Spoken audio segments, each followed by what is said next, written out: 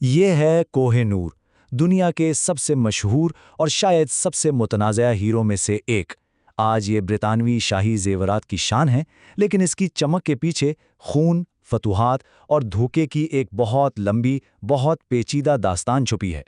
تو سوال یہ پیدا ہوتا ہے کہ آخر ہندوستان کا یہ عظیم ہیرا برطانوی تاج تک پہنچا کیسے؟ آئیے اس تجزیے میں ہم کوہ نور کے اسی سفر کا جائزہ لیتے ہیں۔ ہندوستان کی کانوں سے نکل کر برطانوی تاج تک پہنچنے کی یہ کہانی صدیوں پرانی ہے۔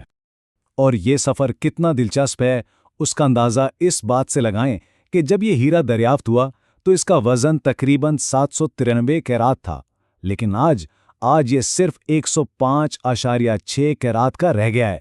تو یہ کہانی صرف طاقت کی تبدیلی کی نہیں، بلکہ خود اس ہیرے کی اپنی شکل کی تبدیلی کی بھی ہے۔ چلیں کہانی کو بالکل شروع سے شروع کرتے ہیں۔ ہمارا سفر ہمیں قدیم ہندوستان لے جاتا ہے، وہ سرزمین جہاں سے دنیا کو پہلی بار ہیرے ملے۔ کوہ نور کی اصلیت نہ وہ افسانوں میں گھری ہوئی ہے۔ کچھ کہانیاں اسے سیدھا مہابھارت کے دور سے جوڑتی ہیں، لیکن اگر تاریخ کی بات کریں تو یہ 13ویں صدی میں ہندوستان کی مشہور گولکنڈہ کی کانوں میں دریافت ہوا تھا۔ اس کے پہلے مالک کاکتیہ خاندان تھے، اور انہوں نے اس کی قدر کرتے ہوئے اسے اپنی دیوی کی مورتی کی بائیں آنکھ میں سجا دیا تھا۔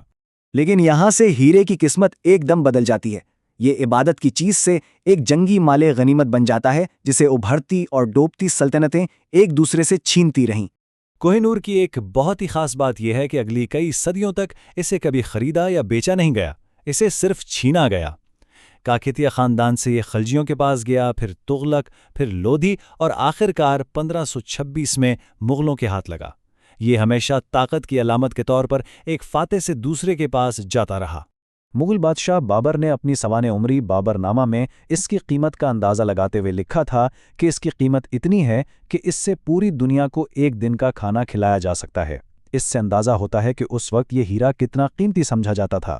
لیکن اسے اپنا یہ مشہور نام کیسے ملا، یہ بھی ایک بڑی دلچسپ کہانی ہے۔ 1739 میں پارسی حکمران نادر شاہ نے دلی پر حملہ کیا۔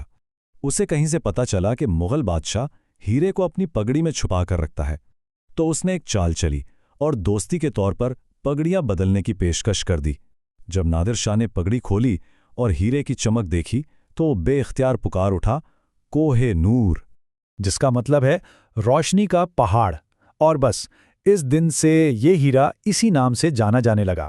نادر شاہ کی موت کے بعد ہیرا افغانستان چلا گیا، لیکن آخرکار یہ واپس برصغیر پاک و ہند آیا، اور اس بار سکھ سلطنت کے عروج کے ساتھ۔ ہوا یوں کہ یہ ہیرا پنجاب کے شیر مہاراجہ رنجیت سنگھ کے پاس پہنچا۔ انہیں ایک پناہ گزین افغان حکمران کی بیوی نے شکریہ کے طور پر تحفے میں دیا تھا۔ رنجیت سنگھ اسے بہت عزیز رکھتے تھے اور اکثر اسے اپنے بازو پر باندھا کرتے تھے۔ لیکن رنجیت سنگھ کی موت کے بعد سکھ سلطنت اندرونی سازشوں کا شکار ہو گئی۔ برٹش ایسٹ انڈیا کمپنی نے اسی کمزوری کا فائدہ اٹھایا۔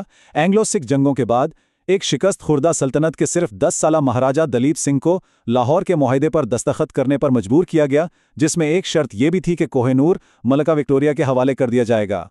اب کوہ نور کا سفر برطانیہ کی طرف شروع ہوتا ہے، اور وہاں اسے نہ صرف ایک نئی جگہ ملی بلکہ ایک نئی شکل بھی دی گئی۔ حیرت کی بات یہ ہے کہ جب کوہ نور کو پہلی بار لندن میں نمائش کے لیے رکھا گیا تو لوگ اس کی ہندوستانی طرز کی تراش سے کچھ خاص متاثر نہیں ہوئے۔ اس میں وہ چمک نہیں تھی جس کی وہ توقع کر رہے تھے۔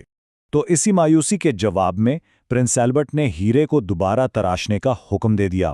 اسے یورپی ذوق کے مطابق ایک جدید بریلینٹ کٹ دیا گیا، لیکن اس چمک کی ایک قیمت تھی۔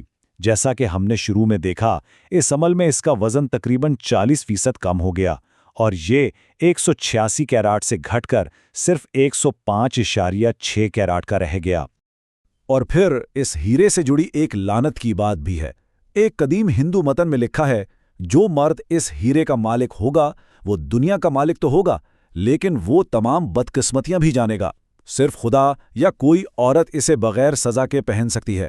اور اگر اس کی تاریخ پر نظر ڈالیں تو اس کے تقریباً تمام مرد مالکوں کا انجام بہت پرتشدد ہوا۔ شاید یہی وجہ ہے کہ برطانیہ پہنچنے کے بعد سے اسے صرف خواتین حکمرانوں نے ہی پہنا ہے۔ یہ سب کچھ ہمیں آج کے دور میں لے آتا ہے، جہاں کوہ نور صرف ایک زیور نہیں ہے بلکہ ایک پیچیدہ اور غیر حل شدہ تاریخی میراث کی علامت بن چکا ہے۔ آج کم از کم 3 ممالک اس کی واپسی کا دعویٰ کرتے ہیں۔ ہندوستان کا کہنا ہے کہ یہ ان کا ہے کیونکہ یہ وہیں سے نکلا اور ان سے چھینا گیا۔ پاکستان کا دعویٰ ہے کیونکہ یہ لاہور سے لیا گیا تھا جو اب پاکستان میں ہے، اور افغانستان کا دعویٰ دورانی سلطنت کی ملکیت کی بنیاد پر ہے۔ برطانوی حکومت ان تمام دعووں کو مسترد کرتی ہے اور کہتی ہے کہ یہ قانونی طور پر حاصل کیا گیا تھا اور اب یہ ان کے ورثے کا حصہ ہے۔ کوہ نور کی کہانی ہمیں ایک بہت بڑے سوال پر سوچنے پر مجبور کرتی ہے۔ نو آبادیاتی دور میں حاصل کیے گئے ثقافتی خزانوں کا مستقبل آخر کیا ہونا چاہیے؟ کیا انہیں وہیں رہنا چاہیے جہاں وہ ہیں، یا انہیں ان کی اصل جگہوں پر واپس بھیج دینا چاہیے؟ یہ ایک ایسا سوال ہے جس کا جواب تاریخ، قانون اور اخلاقیات کی گہرائیوں میں چھپا ہے۔